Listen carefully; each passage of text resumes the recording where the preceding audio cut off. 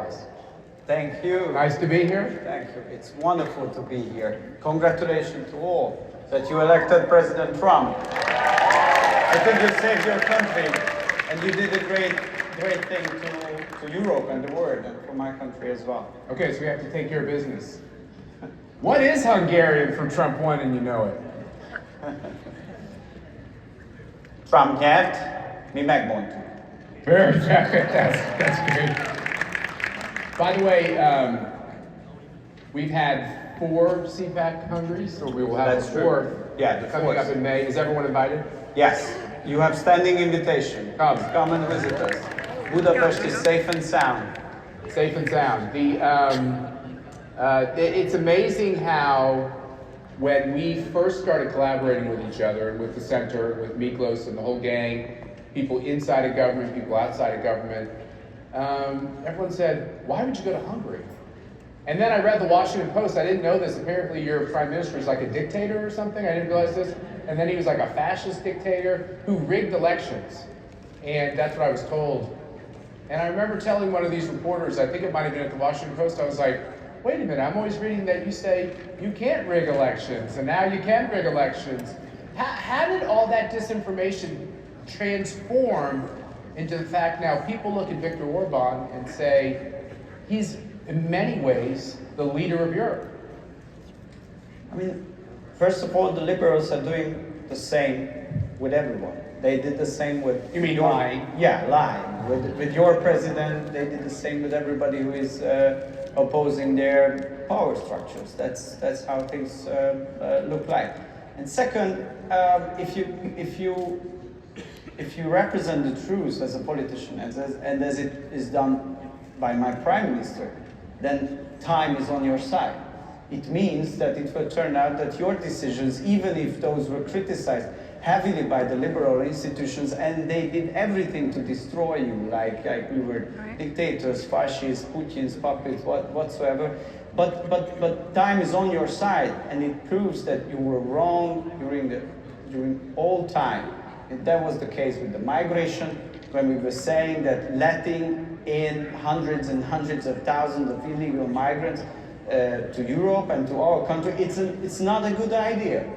So we should do the other way around. And we were the only ones who asked the people. Migration wasn't an issue in Hungary. So we thought we were thinking about that. Oh, we don't have legitimacy.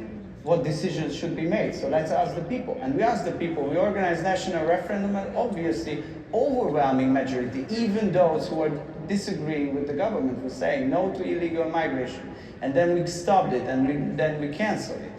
And the same with the war. President Trump is right. As it was said by my prime minister, this war has to end because it brings us nowhere. It's crazy. Hundreds and hundreds of thousands of people are dying, and everybody takes it like. And your prime minister, from the very beginning of this war, reached out to Joe Biden and said, let's find a way to end this war. He was on this immediately. But the Biden administration was uninterested. He was the one who started the peace mission. He said that, look guys, if we want to end this conflict, we need to reopen the communication channels. How do you want to make a peace if you're not having communication with the other side? It's impossible. So if somebody is saying then that he is working for peace but not having communication with the other side, he's a liar. That's right. He's a liar. Don't believe him. Only those people take seriously peace efforts who are ready to engage and negotiate. And what happened?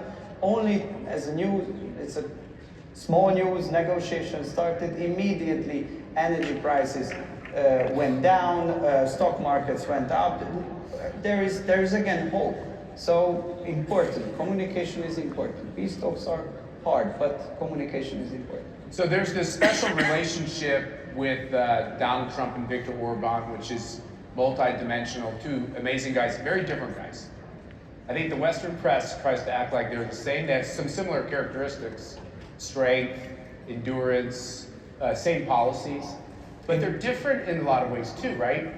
I think the one thing that is the most the same is this idea of kind of getting kicked out of power, even though I don't think Donald Trump got kicked out. That's my view. I'm sure I'll get canceled from someone for saying that. I don't think he ever got kicked out. But he had this ability to come back and win the White House. Viktor Orban lost power, gained power. That's something they have in common. Matter of fact, I talked to your prime minister on one of my trips, and I said, you're the one guy on the earth who can tell Donald Trump how you do this. Yes, that's true. My prime minister is the longest serving leader in Europe, but also longest serving in opposition. And I think it's also important. If you serve your country, there are different positions where you can where and how you can do it. And I think there is one similarity between Trump and Orban. They both love their nations. Yeah. And this is crucial. Nations are obviously different. Like Hungary is a small country. It's an old country, 1,000 years old country. The United States is a big country, but in different geography, different history, different culture. But if you like your country and you are ready to act in accordance of the interest of your country, then you are doing a proper job. If you're not doing that, then you are a bad politician. That's right. And one of the other similarities is, as you all know, the story of Donald Trump and CPAC is, before I was even elected chairman, he wanted to meet, he wanted to talk about how we could collaborate. He always understood that he was going to work around kind of the establishment systems and work with different kinds of allies. And one of the things your prime minister said to us in this wonderful lunch we have, which will remain off the record, don't worry. That's one of the great things about being around a long time as you follow those rules, is he explained that one of the reasons he lost power was because he didn't have any allies. He didn't have any allies in the media. He didn't have any allies in nonprofits. All the major Soros-funded institutions in Hungary were doing the dirty deeds against him. And he realized he needed to set up institutions and organizations that could help tell the truth. And I think Donald Trump has understood that well too, by using social media, by being a good partner with CPAC and other conservative groups. You agree with this?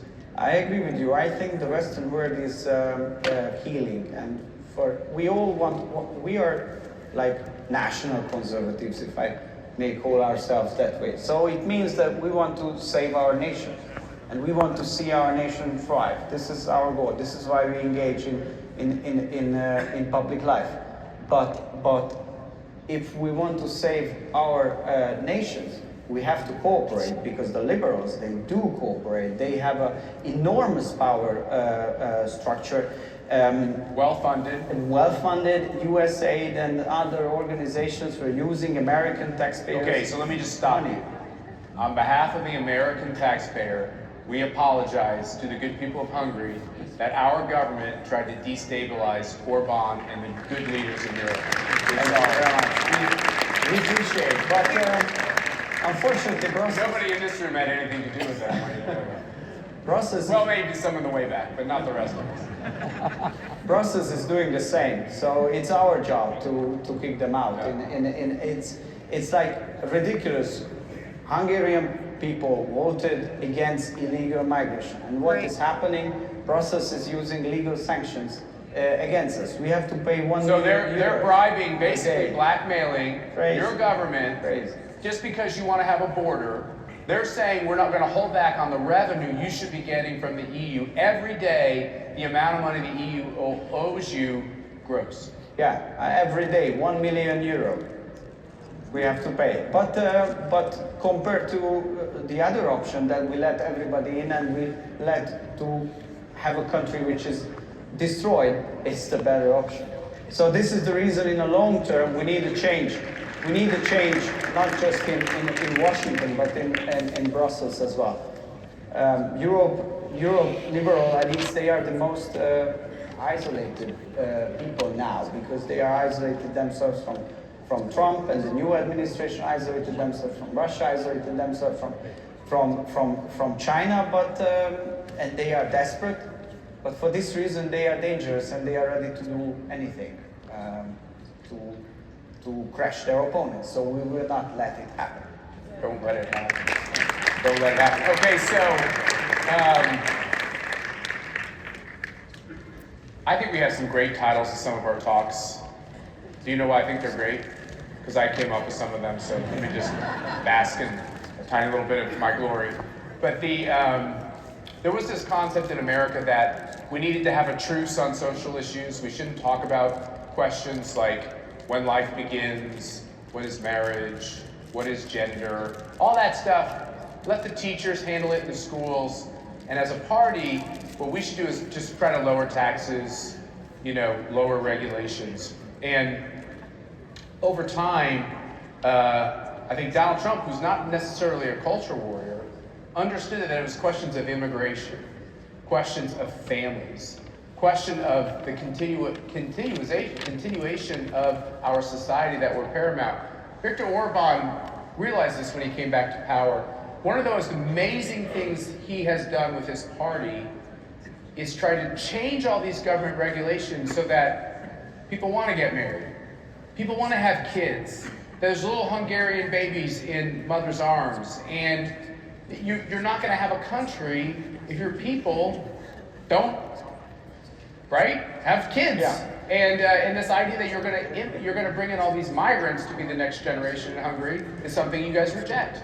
So in general, the idea of liberal democracy, that the state is not interfering in any of the aspects of the private life, it sounds to be a good idea, because we all are freedom-loving people and we like freedom and we don't want to stay at our courtyard.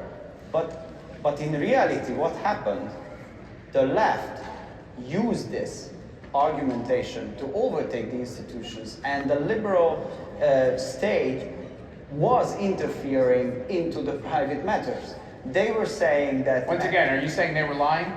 They were acting like they Surprise. were neutral, but they weren't neutral. Surprise, surprise. Yeah. And I think many more conservatives are starting to realize that if these things are important for us, it's not about freedom. Everybody can do what they want. But if somebody wants to have a family, somebody wants to have a marriage, somebody wants to have a kids, then we need a state. We need a functioning institutional system which is not treating her as her as a criminal, but is treating her as a loyal, normal Muslim. I think they view her as a polluter. Going to bring another human being into the earth and add to the landfills. They view it as a negative. It's crazy, isn't it? It's crazy. It's a nightmare, and this nightmare has to be stopped. This is what we are doing in Hungary for like 15 years. We're trying to create an environment which maintain freedom of decision for everyone, but also it advocates some policies. We have a proper family policy. Churches are not prosecuted. They are welcomed in Hungary. Woke agenda is out of schools, out of media, and I'm very happy to see that America is turning to that direction as well. And congratulations to you again. So what we're really saying is big government ends up subsidizing all the activities for our young people that are counterproductive to society continually, encouraging drugs, giving out free needles, encouraging them to be on their parents' health care until they're like, 47 years old now? Like, nobody gets to grow up at all. And in Hungary, you said, okay, well, if the government's going to subsidize all these things that we don't want to encourage more, what if we actually use the government system to subsidize what we want? And you did it through tax cuts. So if a mom decides, by the way, I don't think we should force anybody to be a parent. It's really hard to be a parent. The last thing you want to do is have people being parents who are really angry that they're being parents. But like you said, if you want to be a parent, have a kid, get a tax cut in Hungary. Yeah, here we give you almost like a tax increase. If you have four children, you don't pay any income taxes. For the rest of your life? Rest of your life. And we are planning to increase it. Children, 3. What if your child's name is Hunter Biden? Do you still get a tax cut? Is there like an appellate process where maybe you could put little taxes on that kid? Every life counts. Okay, fair enough. That's a good answer. Okay, so you're here in America. It's a long trip from Hungary. By the way, how many people have been to Budapest or to Hungary? How beautiful was it? How safe was it? Amazing, right? Okay, the Balawans are like, they're Polish, but even they are like the Hungarians. We have beautiful people, beautiful architecture, good food, conservative safe space. That's also important for many people. Come and visit us. So you've come all this way to America. You're one of the top advisors to a leader that the people here in this room really respect, the people around the country respect, Viktor Orban. You're in the middle of everything now, trying to stop a war, trying to change what Brussels tries to do to ruin people's lives. What's your message for America? Do you feel hope about how our collaboration, starting with CPAC, moving on to Orban and Trump, how this collaboration can change the world? I think my message would be America is back, is a good news, and don't rely on the liberals and don't count on the liberals. You have your friends all around the world, and if you find your friends, work with them together and save the Western civilization together. This would be my message. Are you up to the challenge? Balasz, Orban, thank you for being with us at CPAC. Thanks for the important work you do. And thanks for making Hungary great. Thank you. God bless.